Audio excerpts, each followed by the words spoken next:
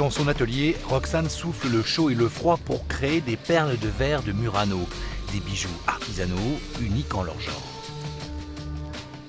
Et c'est un super matériau, c'est infini tout ce qu'on peut faire avec, il y a vraiment beaucoup de techniques différentes à apprendre et ça c'est chouette. C'est ce qui m'a tenu moi sur le temps, d'apprendre une technique l'une après l'autre jusqu'à en maîtriser le plus possible pour pouvoir les combiner.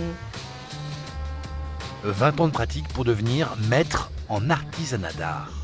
Alors, vous dites perles pleines. Oui, Comment est-ce que vous... les perles pleines, elles sont comme des billes en fait. Oui, qui sont déjà faites ou c'est vous? Non, non, c'est moi qui les fabrique. Ah, c'est vous Oui. qui fabriquez. C'est très joli d'ailleurs. C'est très fin. Travailler le verre comme ça, c'est vraiment très très joli. Très joli.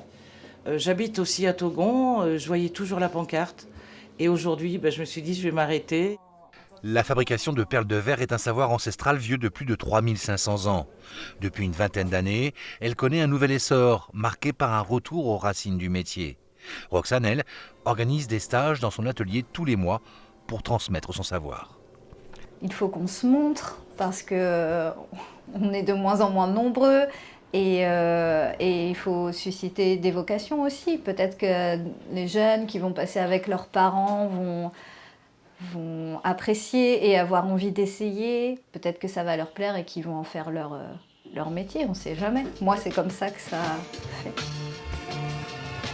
Des gestes précis, le résultat est à chaque fois surprenant, presque magique, par les nuances que reflètent ces perles précieuses. Un métier d'art et d'exception, ils ne sont que quelques milliers en France à être sacrés maîtres artisans perliers.